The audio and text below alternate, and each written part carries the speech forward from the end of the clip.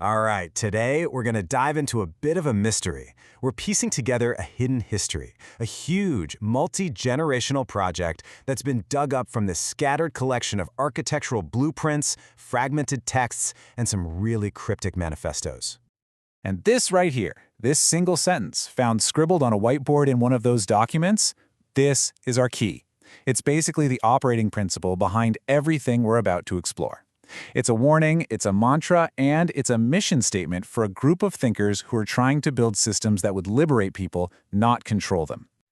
So how in the world are these two things connected? I mean, on the left, you've got this wild, utopian architectural dream from the 1960s, a city that literally moves and adapts. And on the right, a little fragment from a modern document talking about an engine that processes Evelyn Eleven's recursive thought patterns, chemical explorations, and poetic musings. That's the mystery we're unraveling, a straight line drawn from building cities to reprogramming the human mind. We're essentially following a trail of breadcrumbs, these ghosts in the archive. And one name just keeps popping up again and again, Evelyn 11. Our job here is to put these pieces together and see the extraordinary project they were pointing to all along. But to really get what this is all about, we have to go back, way back, to its roots in the mid-20th century, and a full-blown rebellion against architecture that tells us how we're supposed to live. Check this out. This is Archidram's plug-in city, and its core idea was honestly revolutionary. It wasn't supposed to be a static monument. It was a living organism. Hotel rooms might only have a 3-year lifespan, while the main structure could last for 40. The whole city was designed so that the people living in it could constantly reconfigure it, letting them shape their own environment instead of being frozen by it. And this just captures the central conflict perfectly. On one side, you had the mainstream modernists, who were basically just replaying this tired, cookie-cutter formula. But on the other, you had the avant-garde, arguing that a building should be a unique response to a specific person and a specific place, an organic extension of life itself. You know, the architect Harwell Hamilton Harris just nailed it with this quote. Yeah, he was talking about two of his contemporaries, but he was also defining this huge fundamental choice. Do we build standardized, typical boxes for people to fit into, or do we create unique, personal worlds for them to live in? That question, that's the seed for everything that comes next.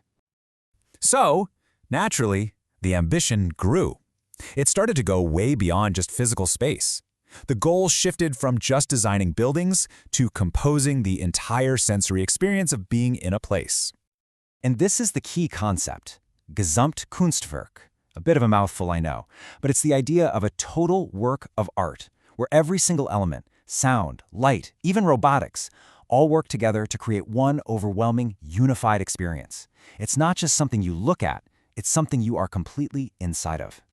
And this wasn't just some abstract art school theory. Technology actually caught up. MIDI, the musical instrument digital interface, became the central nervous system for these incredible immersive worlds. Suddenly, an artist could write a single piece of code that controlled not just the music, but the lights, the fog machines, the robotics, every single part of the environment, all synchronized down to the millisecond. And this is what that can look like in practice. This object, it's bizarre, right? It's called the MIDI Bear iPhone. And it was created to deconstruct a children's toy, to peel back the cute, emotional packaging and expose the cold robotics underneath. It's a perfect symbol of that shift from building a home to composing, and in this case, critiquing an entire experience. Okay, now we're getting to the philosophical heart of the project, and it introduces this concept that's seen as both the problem and the solution, recursion. This quote from one of Evelyn's manifestos is absolutely crucial. It's arguing that we shouldn't even try to escape the loops that define our lives. Instead, the goal is to understand them, to control them, and ultimately to turn them into a kind of performance. The whole idea really hinges on there being two kinds of recursion.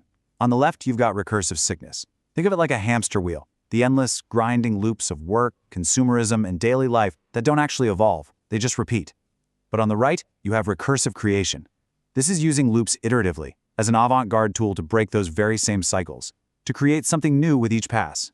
And right there, that's the cure. The project isn't about escaping the system, it's about hijacking it. It's about weaponizing the system's own recursive logic against itself. It's about finding the glitches in the endless cycle and using them to create an exit. So we've gone from buildings to philosophy. Now all of these threads start to converge on the final frontier, the project's ultimate goal of rewriting consciousness itself. They actually call it cognitive terraforming. I mean, think about that name for a second. This is the culmination of that original architectural dream. If you can build a plug-in city, why can't you build a plug-in consciousness? The goal is to redesign our own minds using a whole new set of tools. And the main tool for this terraforming is a brand new language, Neuralese. It's described as a structured, poetic meta-language, designed to be a bridge between the way humans think, in stories, feelings, intuition, and the way machines compute. It's literally meant to be an operating system for the mind. And Neuralese isn't just a metaphor.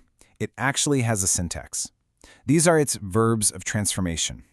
You can see terms for change like metamorphosis and transcend, but also these really heady concepts pulled straight from logic and mathematics like Gödel statement and incompleteness. It's a language designed to describe and maybe even reprogram the very process of how we think.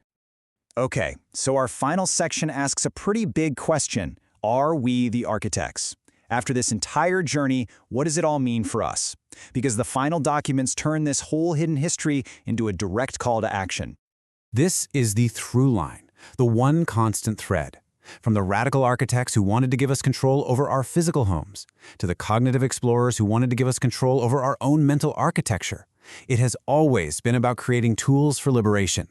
And ultimately, these ideas aren't just for artists or philosophers in some ivory tower. They're presented as tools, as blueprints for identifying the recursive sickness in our own lives.